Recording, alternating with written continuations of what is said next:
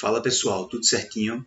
Para quem não me conhece, meu nome é Gabriel Porpino e eu resolvi criar esse canal para tentar promover um debate construtivo, debater propostas para o Brasil na reta final dessas eleições, em que a gente está vendo muito ódio, muitas fake news, em que as pessoas não conseguem mais ter um minuto de conversa sem se xingarem, se insultarem de comunista, fascista, etc. Então, o meu objetivo com esse canal é criar um debate sincero, crítico, embasado cientificamente, porque só assim se constrói uma democracia. No vídeo de hoje, pessoal, que é o primeiro vídeo do meu canal, eu vou tratar da reforma tributária no Brasil e da sua importância para o nosso país, adotando como marco teórico o economista francês Thomas Piketty, por quem eu tenho muito apreço, e ele vai embasar, né, a minha argumentação, essa minha opinião. Eu também vou falar da falha, né, do que eu enxergo como falha no projeto neoliberal de Paulo Guedes, o possível futuro ministro da Fazenda do Brasil, no governo Bolsonaro, né? E para começar, eu gostaria de falar de como funciona a arrecadação no Brasil e o sistema tributário brasileiro e por que ele pode ser classificado como um sistema tributário regressivo, diferenciando-se dos sistemas tributários de outros países que são considerados progressivos. Então, no primeiro momento, vamos fazer a distinção entre o imposto progressivo e o imposto regressivo, para depois classificar o nosso sistema tributário inteiro como regressivo. O imposto progressivo é aquele cuja alíquota, né, que é a incidência fiscal, a porcentagem que vai incidir, ela aumenta na medida em que se aumenta a base de cálculo, que é a grandeza econômica sobre a qual incide a alíquota. Isso fica muito claro, por exemplo, com o imposto de renda, né, no Brasil. E como é que funciona a incidência do imposto de renda hoje no Brasil? Eu estou vendo aqui a tabela da Receita Federal, né, e para demonstrar como esse imposto é um imposto progressivo, que a sua alíquota aumenta de acordo com as rendas, né, com a sua base de cálculo, eu vou dar um exemplo. Né? Para quem recebe de R$ 2.826,66 até R$ 3.751,05, a alíquota do IR, né, cadado pela Receita Federal, que incide, é de 15%. Por outro lado, para quem recebe, né, para quem tem uma renda de R$ 3.751,06 até R$ 4.664,68, essa alíquota é de 22,5%. Para você ver, né, como o IR é um exemplo de um imposto progressivo. Outros exemplos a gente tem o ITR, né, e o IPTU progressivo, né, de acordo com o valor, né, do imóvel, e etc. A questão é que, para classificar o sistema tributário brasileiro como um sistema tributário regressivo, o que nós precisamos entender é que a maior incidência fiscal, né, a massa tributária da arrecadação, né, ela incide sobre o consumo. De que maneira? Os impostos sobre o consumo no Brasil, que são ICMS, PIS/COFINS, ISS, né, eles correspondem, tem também o IPI, eles correspondem a aproximadamente 51% da arrecadação da Receita Federal, dos estados e dos municípios. Os outros impostos que incidem sobre a renda, patrimônio, contribuições sociais, né, operações financeiras, eles correspondem juntos a essa outra metade. O que mostra que o Brasil é um país no qual se tributa muito mais o consumo em detrimento da tributação da renda e do patrimônio. Isso não acontece só no Brasil, não. Né? Segundo dados da Oxfam, uma organização criada pelo economista francês Thomas Piketty, que é um marco teórico, a maioria dos países que tem um índice de Gini próximo a 1, né? O índice de Gini é aquele que mede a concentração de riqueza num país. Ou seja, aqueles países que têm um passado colonial, geralmente, que tem um país extremamente oligárquico e desigual, que tem um índice de Gini próximo a 1, a massa tributária, né, a maior parte da arrecadação incide sobre o consumo, Isso acontece também aqui nos nossos vizinhos como a Argentina e o Chile, né? Por outro lado, nós temos países europeus e o próprio Estados Unidos que têm um foco maior sobre a renda e o patrimônio. A título de comparação, o Canadá, onde eu morei em 2016, ele tem a sua arrecadação que se concentra mais na renda, na qual, né, o 45%, né, da arrecadação do equivalente à Receita Federal no Canadá vem de impostos, né, que incidem sobre a renda e sobre o patrimônio, né, para você ver como é o inverso do que existe aqui no Brasil, né. Também a tributação, a arrecadação sobre o consumo lá no Canadá corresponde a apenas 22% do total que é arrecadado. Para você ver como esse país que não teve um passado oligárquico colonial, né, não foi com a exploração, digo, ele tem um foco maior sobre a renda e o patrimônio em vez de focar o consumo. Esses dados também podem ser facilmente consultados no Oxfam. Isso não é novidade para ninguém. Nós possuímos um sistema tributário regressivo no Brasil que pune o consumidor e os mais pobres. E quando eu digo que pune o consumidor e os mais pobres, eu me baseio justamente nesse livro, que é um marco teórico, indico para as pessoas lerem. Quem quiser, é um livraço muito denso e faz uma excelente análise da evolução da financiarização da economia, do capital especulativo, desde o século XIX até o século XXI, e das consequências maléficas disso, né, do rentismo. É um fenômeno que eu posso até falar disso em outros vídeos.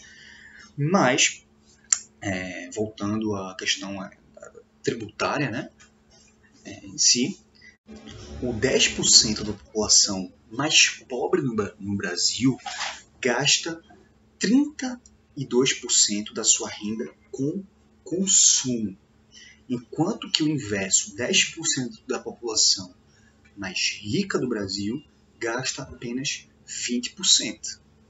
Né? Ou seja, quem tem menos contribui mais para a arrecadação do Brasil. E quem pode pagar mais contribui menos. Por isso, o sistema tributário brasileiro é extremamente regressivo e injusto. Nós somos o país com a maior concentração fundiária do mundo, né? Do mundo, no qual 1% dos proprietários de terra detém 46% das terras. No momento em que o ITR tem uma alíquota baixa, você está favorecendo a sonegação fiscal. Muitos dos proprietários, latifundiários, não, simplesmente sonegam esse imposto, né? E a análise de Piketty ela é fundamental, pois ela observa um aumento desse patrimônio e das rendas do 1%, do 10%, do 1%, do 0,1% mais rico da população no Brasil e no mundo, desde as reformas liberais, lá com Reagan nos Estados Unidos, Thatcher na Inglaterra, que visavam a reduzir esses impostos sobre a renda, né, e patrimônio dos mais ricos. Você tem um aumento no Brasil, né? Você tem que a especulação imobiliária tem aumentado, né? Chegando a níveis de São Paulo, por exemplo, o 1% dos investidores detém 48% dos imóveis. Né? Um outro dado de Piketty, desse livraço, que é a Economia da Desigualdade, é que, de 1983 a 2013, o crescimento das grandes fortunas, do patrimônio desse 1% mais rico, do topo da sociedade, ele cresceu 3 vezes mais que a renda nacional. De maneira que ele cresceu uma taxa de 6 a 7%, enquanto que a renda nacional, no caso dele da França, cresceu uma taxa de 1 a 2%. Isso é um perigo, já que nós temos uma previsão para o Brasil de um crescimento muito baixo da renda nacional e do PIB para o próximo resto do século XXI. A gente já passou aquele boom, né, dos anos 2000 ali. A China também passou por isso e a tendência é que haja uma estagnação. O seu PIB cresça no máximo ali 1% ao ano, enquanto que a renda das elites, né, do 10, do 1, do 0,1% mais rico, cresce essa taxa vertiginosa de 6 a 7% ao ano, né? Esse modelo de crescimento, de acumulação de capital das elites, né, associado a um sistema tributário regressivo que não os penaliza e que não redistribui, associado a uma estagnação da renda nacional, vai fazer com que haja isso aqui, ó, um alargamento das diferenças e das desigualdades sociais, certo? Mas como o ITR arrecada muito pouco, você está fomentando uma acumulação da renda desses proprietários do agronegócio. O crescimento da renda é proporcional ao crescimento das suas propriedades. Então, já que ele está tendo maiores rendimentos, ele vai querer ter mais terras, vai querer expandir o seu negócio. E para isso ele vai ter que, né, muitas vezes, o que mais tem no Brasil é tomada de terras de indígenas, de quilombolas, de camponeses.